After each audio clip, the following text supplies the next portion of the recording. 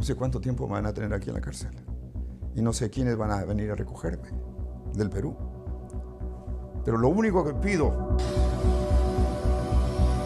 es que no le corro a la justicia, pero le pido, por favor, no me maten en la cárcel. Lo único que estoy pidiendo, y lo pido en público, que por favor, dado las condiciones de mi salud, y no he entrado mucho, pero le he dicho los principales, y el cáncer. Que el helicóptero se encuentra ya a escasos metros, la custodia está garantizada. Me den un arresto domiciliario o una situación similar a la que tiene ahora el expresidente Pedro Pablo Kuczynski. El pedido del expresidente Alejandro Toledo puede que nunca sea atendido. A diferencia de Pedro Pablo Kuczynski, desde Estados Unidos el líder de Perú Posible buscó evitar de distinta manera que no se concrete su extradición. La justicia peruana tardó más de lo esperado. Un proceso que no debía superar los 2 años terminó durando más de 6 años para que regrese al Perú a rendir cuentas.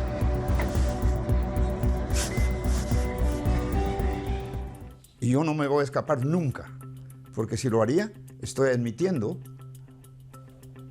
que yo he participado en algo ilícito.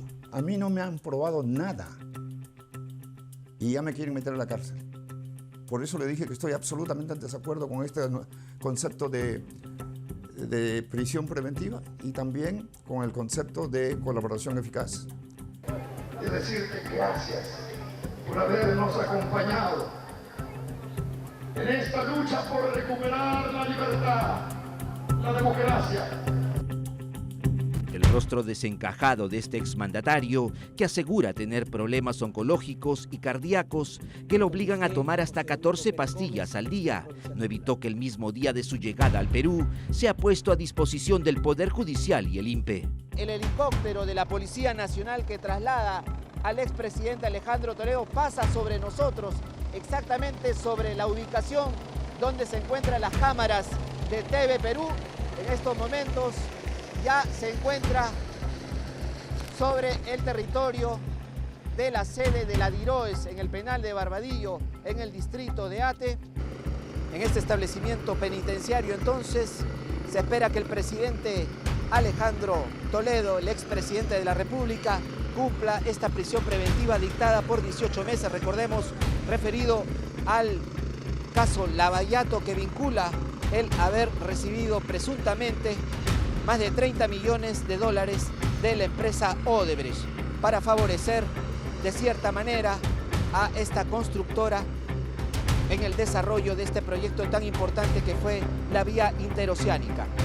Ya el traslado del ex jefe de Estado dirigiéndose entonces hacia el penal de Barbadillo, aterrizado en el campo de fútbol de la sede de la DIROES.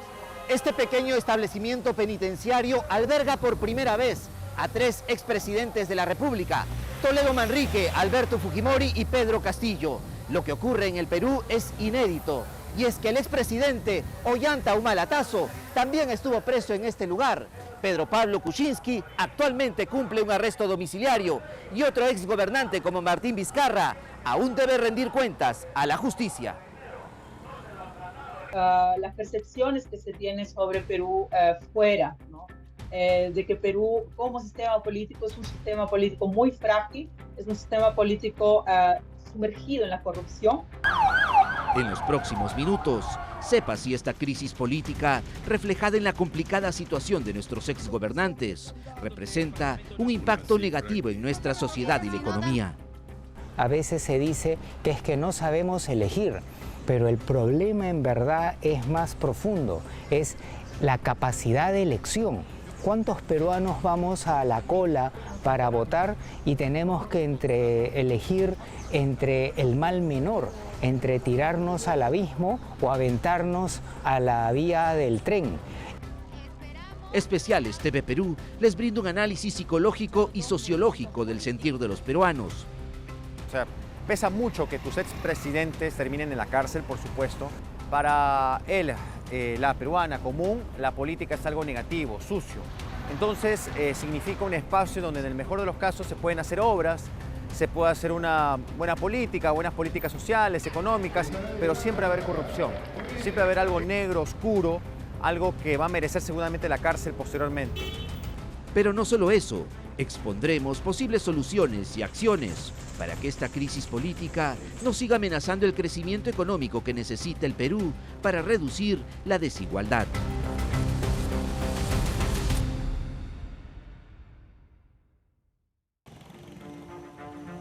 A menos de 10 minutos en auto desde la ciudad de Iquitos, en la región Loreto, Especiales TV Perú llegó al distrito de Punchana, exactamente al asentamiento humano Alejandro Toledo, uno de los más pobres y olvidados de la provincia de Maynas. Su nombre es Toledo, pero nada ha hecho por su pueblo. Ni siquiera la calle la ha rellenado, la ha mandado a rellenar a la población, ¿no? Porque nada hasta el día de hoy. Ahorita no tenemos ningún recuerdo de Toledo porque nada de bueno ha hecho por el pueblo, al contrario, no se ha dejado fregar. Que se vino nomás y caminó y decía que sí, se va a levantar esto, va a ser grande, no sé si él iba a poner algún colegio, creo, para niños, creo, internet, creo era así, pues, por ahí. Y la gente aquí se alegraba, que de verdad. Mira, pero no pasó nada. No pasó nada, hasta hoy día se encuentra en la cárcel. Allá por los años 90 y hasta antes del 2010, era común que asentamientos humanos y centros poblados sean bautizados con el nombre de alguna autoridad para recibir cierto apoyo o ayuda. Aquí los vecinos solo recuerdan que en una oportunidad el exmandatario Alejandro Toledo gestionó y envió ayuda humanitaria tras un incendio que dejó en cenizas varias de estas viviendas. Vino a convocar a las masas, a la población que haga esa marcha que antes presidente, para la marcha del 4 de octubre, a convocar a la población para que se vayan a Lima. Es me acuerdo de Alejandro Toledo. Tratando de unificar unos pueblos un poco olvidados. ¿El asentamiento humano se llama Alejandro Toledo? La verdad es que el nombre de Alejandro Toledo, sabiendo que va a ser un presidente medio malo, no hubiera querido ese nombre. Pero ahora que ya está registrado, como digo, en los registros públicos, y así están los títulos de propiedad, ¿y qué se puede hacer con este nombre? La sensación que hoy existe en este asentamiento humano se repite en distintas regiones del país, y no solo por el actuar del expresidente Alejandro Toledo. Exgobernantes como Alberto Fujimori, Alan García en determinado momento, Ollanta Humala, Pedro Pablo Kuczynski y el propio Pedro Castillo deben rendir cuentas a la justicia. Más de un especialista cree que la figura presidencial ha perdido fuerza al no existir confianza en nuestros gobernantes, queda en peligro el aparato democrático. Entiéndase que cuando Toledo cae como presidente y todos los demás han caído también, no solamente cae ellos, caemos nosotros en una suerte de paradigma de la idea que tenemos para poder salir adelante. Para salir adelante debo recortar caminos. ¿Y de qué manera lo hago? Actuando mal, actuando de manera negativa contra la ley, y obviamente eso tiene sus resultados, la cárcel, los procesos y todos los antecedentes que vas a terminar teniendo. Y cuando hay esa insatisfacción, esa falta de esperanza, la parte racional del cerebro se desactiva y actuamos de manera automática. Y ahí se enfatiza votar por el que me cae menos antipático o capturar un par de cosas como identidad, similitud, afinidades y terminar votando de esa manera. Y en ese contexto, paradójicamente, podría haber un buen candidato, pero que no coincide con esas cuestiones de ventas, de marketing político, y pase desapercibido y terminemos votando por el más loco, por el más radical, y que terminemos teniendo un presidente aún peor y necesitar ampliar Barbadillo en el primer año de la gestión. Haciendo un análisis desde fuera del país, para la doctora Yasmín Calmet, politóloga peruana, investigadora del Núcleo Interdisciplinario de Políticas Públicas de la Universidad Federal de Santa Catarina en Brasil, señala de que a pesar que el Perú sigue siendo uno de los países con mayor proyección de crecimiento en América Latina, la sensación de corrupción que existe nos puede pasar la factura. un país, un sistema político no se mantiene solo, ¿no? No somos autoindependientes, ¿no? Autosuficientes. Entonces, ¿qué acontece? Esto de cierta forma puede hacer con que las relaciones entre otros países, sobre todo con gente que hacemos negocios, pueda debilitarse. Pero por más que continuemos creciendo, por más que exista una estabilidad económica, esta estabilidad económica va a sufrir consecuencias de la crisis política. Y esto lo vamos a ver sobre todo porque cómo va a ser la distribución de este Producto Interno Bruto también que nosotros tenemos en el país. Es algo que, por ejemplo, las personas no se dan cuenta. Por más que cada expresidente mostró antes de llegar al poder un perfil distinto al de los políticos tradicionales y su compromiso para vencer la desigualdad, en más de 20 años ha primado una decepción tras otra. Al menos 7 exjefes de Estado han sido cuestionados, investigados y afrontado serias denuncias. Todo ello refleja que la corrupción sería un problema crónico en el Perú. Quienes se meten en política, es el imaginario, es la idea colectiva que se tiene, son personas que buscan su propio beneficio. Y esto es algo que viene arrastrándose históricamente.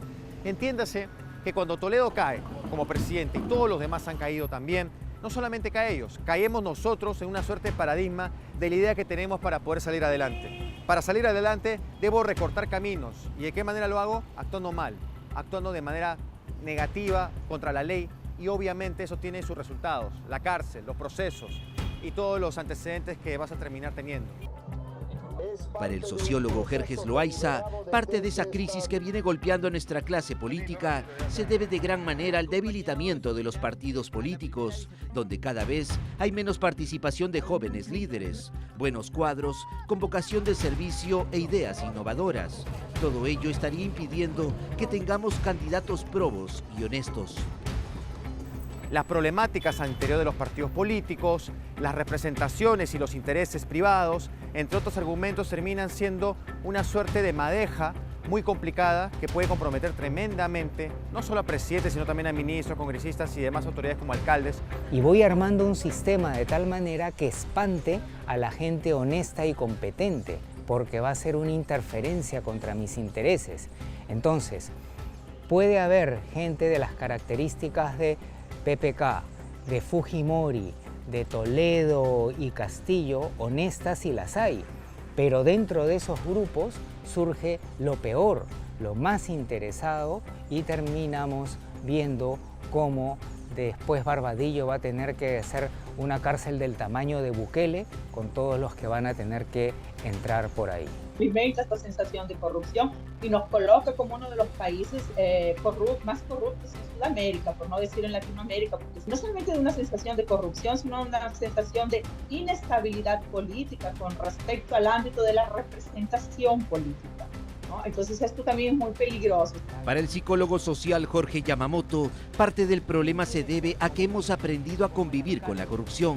La hemos naturalizado y ello no debe ser así. Considera que existe responsabilidad en la mayoría de medios de comunicación que poco educan y no son éticos al momento de informar. Están algunos muy enfocados en el rating y otros enfocados en la noticia, pero no en el factor educativo, el factor de formación de valores. Entonces se queda en la noticia. Frente a eso, si cada noticia tiene una esperanza de salida que no les tiene que tomar más de 30 segundos, entonces la gente procesa la noticia y tiene un elemento positivo y puede educar a los hijos, sabe qué puede hacer desde su hogar. Considera vital que la noticia esté acompañada siempre del mensaje de que la corrupción tarde o temprano te llevará siempre a un callejón sin salida. Las sanciones serán drásticas y posiblemente dicho delito pueda acabar con la carrera o trayectoria de cualquier persona. Si tenemos hijos mayores, ya fueron ya. Pero si tenemos hijos, niños, adolescentes, darles el mensaje. Ese no es un héroe, no es un vivo que va esquivando la ley, es un impresentable. Hay que darle una lección ejemplar para que los padres puedan decir: yo no quiero que termines así, porque si se le da un encarcelamiento confortable, entonces los chicos van a decir, bueno, si me embolsico varios millones de dólares, paso un tiempo en la cárcel y es buen negocio. Hay que demostrar que es un pésimo negocio, que es una vergüenza, que no es un representante de la viveza criolla, sino de lo peor que hay en nuestra sociedad. ¿No? Entonces, para que nosotros podamos cambiar, para que esta situación pueda cambiar, es necesario que hagamos entonces un esfuerzo para que haya educación.